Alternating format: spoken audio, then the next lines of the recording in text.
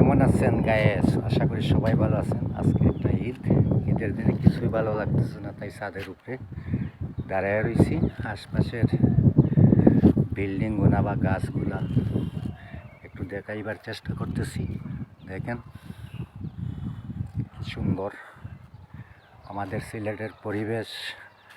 আসেন সবাই সিলেট ঘুরতে, দেখে যান আমাদের সিলেটের পরিবেশটা।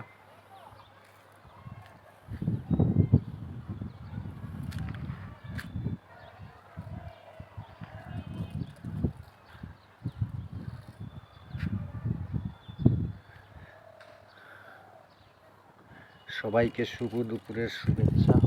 আশা করি সবাই ভালো আছেন। একটা পুকুর আছে, পুকুরের মাঝে অনেক ফেনা। পুকুরের ঠিক কোনাগানে একটা বিল্ডিং, ছোট্ট একটি বাসা আছে। এই দেখেন